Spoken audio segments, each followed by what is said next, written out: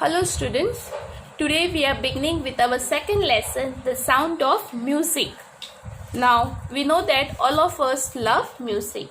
When we are tired and we want to get refreshed, we always like to listen to music. So let's begin. The sound of music part 1. Evelyn Glennie listens to sound without hearing it. So here there is a girl, Evelyn Glennie, and here she listens to sound without hearing it. So how is it possible without hearing to listen to sound? Let's see. Before you read, God may have taken her hearing, but He has given her back something extraordinary. So they say, if God might have taken her hearing, but He has given her back something extraordinary.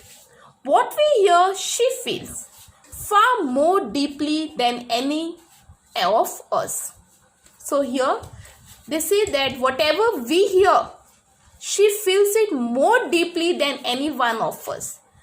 That is why she expresses music so beautifully, and that's why she is able to to express her music in such a beautiful way. Now read the following account of a person who fought against a physical disability and made her life a success story. So this girl, she was disabled, she had a hearing disability, and yet she made her life a success story. Let's see how was it possible. Rush hour crowds jostle for position on the underground train platform. So it was rush hour crowds. Rush hour crowds means timing. Like in the morning when it is 9 o'clock and people go to work. That time we get to see a lot of crowd on the platform, and when in the evening when they leave from their job, those are the rush hour. And there were lots of people, there were crowds, and they jostle means to push for position on underground train platform. People were pushing each other for position. A slight girl looking younger than her 17 years.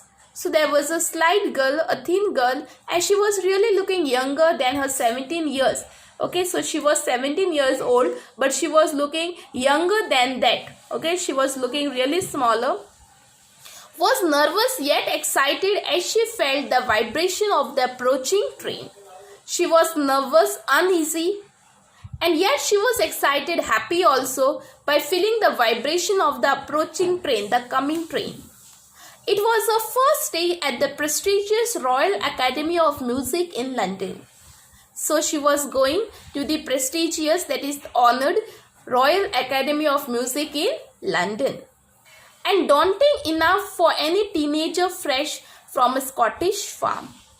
And she was daunting enough. Daunting means tough enough. And it was really tough enough for any teenager who is new, fresh, and from Scottish farm. So this girl was from Scotland. Scottish farm. But this aspiring musician faced a bigger challenge than most. But this girl faced a bigger challenge in her life. She was really aspiring musician, having a lot of inspiration in herself to do something, strong desire. She was profoundly deaf. She was profoundly means extreme. She was really deaf. Evelyn Glennie's loss of hearing had been gradual. So she was not born deaf, but she became deaf slowly. Gradual means slowly. Her mother remembers noticing something was wrong when she was 8 years old. So her mother first had noticed that something has gone wrong with Evelyn when she was 8 years old. Evelyn was waiting to play the piano. So her mother noticed her hearing loss when she was 8 years old. Evelyn was waiting to play the piano. So from childhood only, Evelyn was really interested in music and she was waiting to play the piano. They called her name and she didn't move. So her parents called her name, Evelyn, Evelyn, but she didn't move from her place.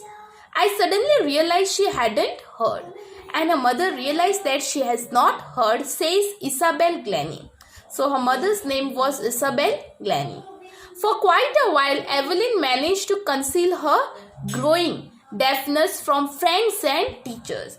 So for quite a while, for some period, Evelyn started hiding. Okay, she managed to conceal means to hide her growing deafness from friends and teachers.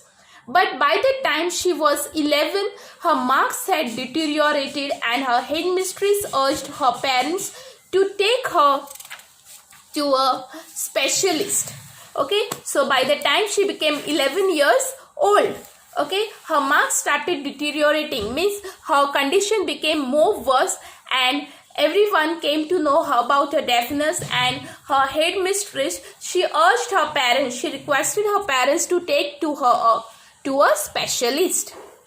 It was then discovered that her hearing was severely impaired as a result of gradual nerve damage, and at that time they came to know that her hearing was severely impaired, okay, hindered, okay, blocked as a result of gradual nerve damage. So there was a nerve damage in her ear, and because of which her hearing had been blocked. They were advised that she should be fitted with hearing aids and sent to a school for the deaf, and they advised her that she should be given hearing aids and sent to a school for the deaf. Everything suddenly looked back, says Evelyn, and from that day onwards everything started going back. She thought that, oh God, now I am going to get lost, means everything, whatever desires I had, everything is going to remain back. But Evelyn was not going to give up. She was determined to lead a normal life and pursue her interest in music. So Evelyn was not going to give up, and she was so determined, firm, that she wanted to lead a normal life and pursue her interest in music. Pursue means to follow. She had interest in music and she wanted to follow it, and so she is not going to give up music. One day she noticed a girl playing a xylophone and decided that she wanted to play it too. So one day what happened, she saw, now she couldn't listen, right, but she saw a girl was playing a xylophone. Xylophone is a musical instrument, and she decided that she even wants to play too. Most of the teachers discouraged her, but percussionist Ron Forbes spotted her potential. So many teachers discouraged, no, you can't do it and you are not able to do it, and this, that, they gave her many reasons. But there was one person, okay, percussionist. Percussionist means a music practitioner, a music player. His name was Ron Forbes, and he spotted means he noticed her potential, her energy for doing that. He began by tuning two large drums to different notes, and he started playing. Tuning means playing two large big drums to different notes. Don't listen through your ears, he would say. And he said that, don't listen through your ears, my dear girl. Try to sense it some other way. And try to sense this music in some other ways, says Evelyn. Suddenly I realized I could feel the higher drum from the waist up and the lower one from the waist down. And Evelyn did try to sense the music in some other way, and she could sense the higher bits, the waist up, and the lower ones, her waist down. Forbes repeated the exercise, and soon Evelyn discovered that she could sense certain notes in different parts of her body. And Forbes repeated the same exercise, and soon Evelyn, she only noticed that she could sense the different tunes, okay, the different notes in the different parts of her body. I had learned to open my mind and body to sounds and vibrations. And that's how Evelyn learned how to open her mind and body to sounds and vibrations without having hearing. Okay, she was having hearing disability, yet they discovered how to listen to sound and vibrations. The rest was sheer determination and hard work. And the rest she had put her sheer determination, that is her skill, okay, her brutal, okay, her hard work, 100% determination, devotion, okay, towards her music playing. And that's how her life had been a success story. Further part we will continue in our next video. Go through this video better.